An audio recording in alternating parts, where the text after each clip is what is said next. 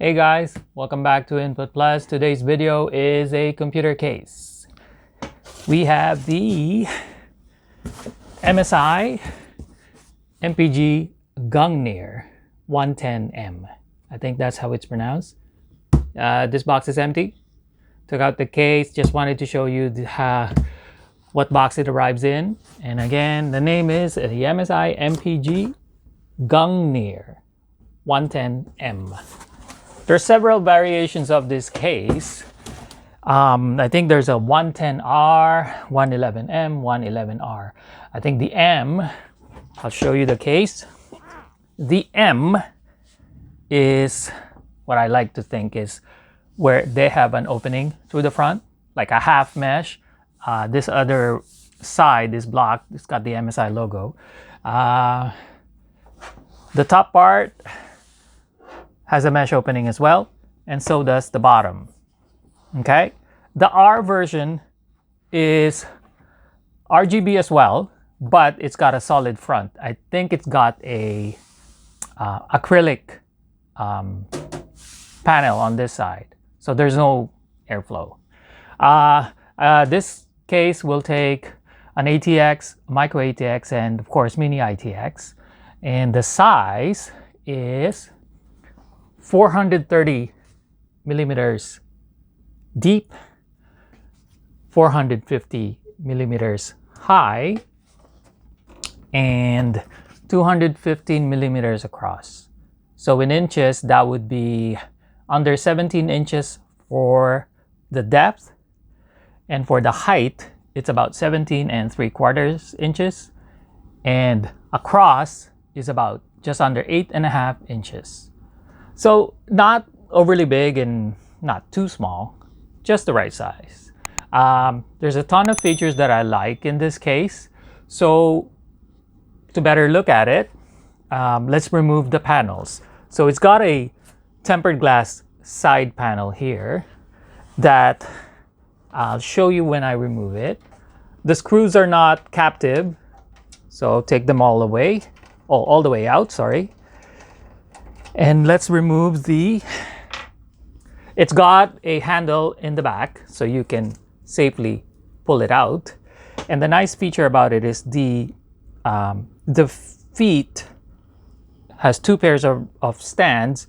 They extend a little bit, designed to extend a bit out on the tempered glass side so that you have some kind of platform, and it's got like a bracket to prevent it from falling across.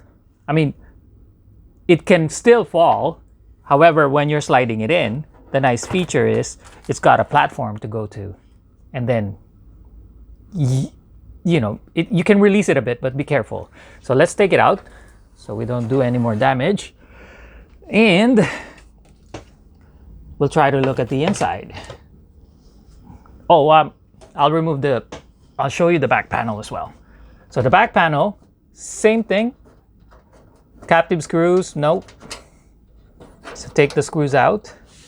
And again, the back panel is made of, steel. There's also a handle, take it out. The platform is there, but very minimal because there's no danger of breaking this. So there we go. So, and then we can remove I like the front panel because the removal is quite easy. So just yank it. No wires attached. That's the way I like it, so that you can easily work on the case. So here I'll show you the front panel. As you can see through the mesh here, and the top as well, you can see through. Bottom as well. So it's pulling air from three sides. To clean it, I think the tabs can be removed. There's screws holding it down, but you can undo the tabs, take it out, and clean it. Might be a little troublesome, but you can do it. So let's set that aside, and that will expose our front filter, which is easily removed. Actually, you know what? I take it back. You can clean that. However, you're more than likely to clean this more than that. So this one is a snap-on feature. So there's tabs here, and you just undo the tab, and off it goes. There's some there's 3 tabs here for when you return it. You will see the little notches that they go into. Okay, if I can demonstrate it properly. There's 4 of them actually. There we go. And it locks in place. So tab out, and that's your front filter. Then that exposes the 3 fans. Now these fans are RGB, but they call it auto RGB, meaning they've got multicolors, but they're a steady light. They don't flicker, they don't breathe, they don't do anything. Yeah, that exposes the 3 fans. That comes with the case, and it comes with also a rear non-RGB fan. Why is it? Okay, there you go. Non-RGB fan. Okay, it's just getting caught in the wires. So that's those are the front sections. I'll show you the I/O, the top panel I/O. So we have the power button. Wait, let me cheat. What is that one? Power button.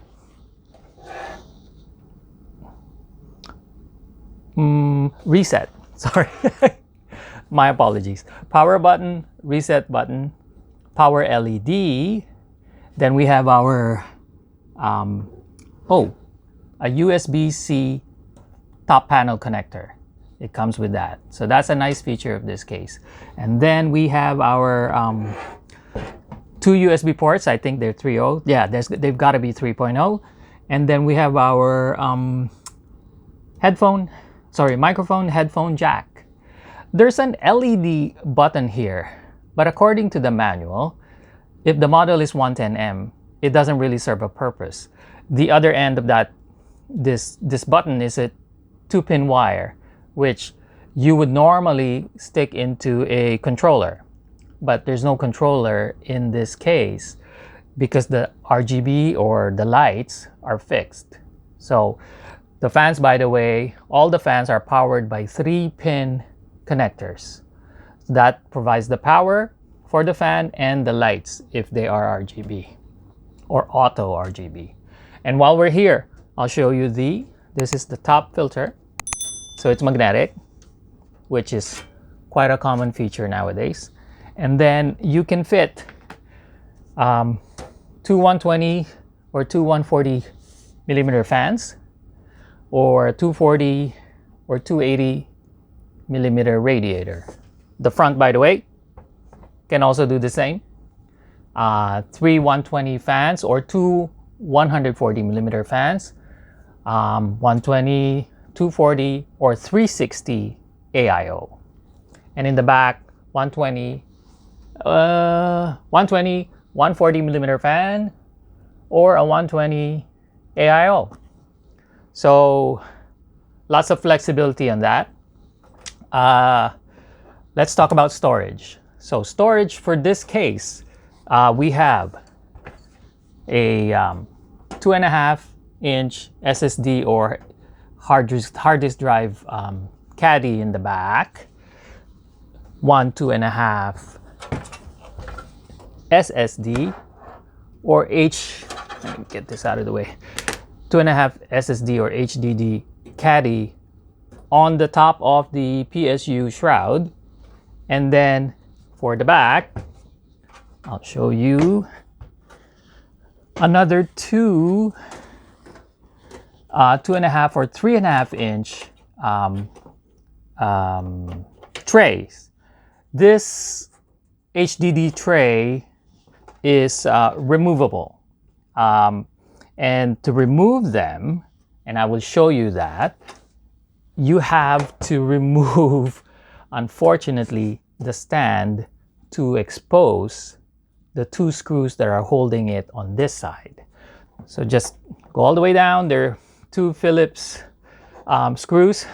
Remove this stand, and then you'll expose the 2 screws holding down the hard disk cage. Remove those 2 screws, but you're not done yet. Turn it around, and inside there's a top screw anchoring the cage. So that's your storage. It comes out to about 1, 2, 3, 4.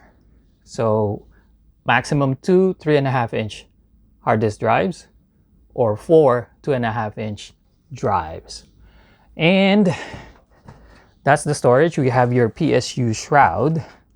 And going back to the cage, because we're talking PSU, so if you have a big PSU and you're not using a 360 AIO, you can leave the cage where it is. However, if you're using a 360 AIO, you would have to remove the cage to allow this space. It's kind of difficult. See, hear that? That's the top of the hard drive cage. So that will get moved, giving you room for your fan and radiator for your 360 AIO setup. Okay? I'm pretty sure you can still fit that along with the drive, with the PSU, because it's quite spacious here. Even if you move the hard drive cage, you can, it's removable, and you can move it over to allow the 360 AIO. Okay, so let me see. As you can see, there's plenty of room in the back for cable management. Lots of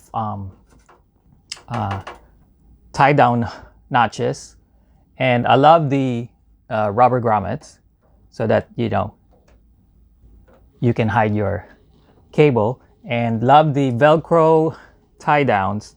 It looks very, very organized, so I can't wait to build in this. What else is there? Spacious openings for the top connections. All in all, it looks really good. So let's look at the, and then you have the again, more space here for cables to come up from the bottom.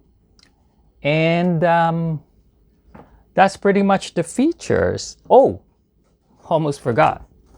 Let's look at the cables. But what we have are standard ones anyway. Well, let's see. And I mentioned it before. There's your USB 3.0. There is your USB-C connector, if your motherboard has it. Pretty much all the modern ones nowadays do.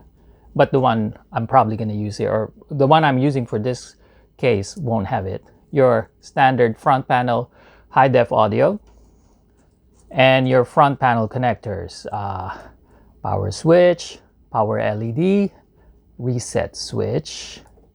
And then we have an LED. This is the one that I was talking about that doesn't serve a purpose. So this is just an LED switch to change the RGB lighting. And that's about it.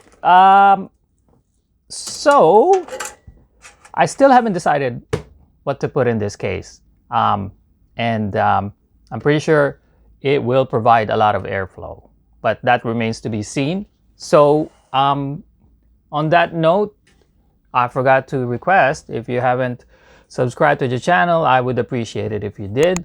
And if you liked this video, please click on like and leave your comments. Until then, guys, bye.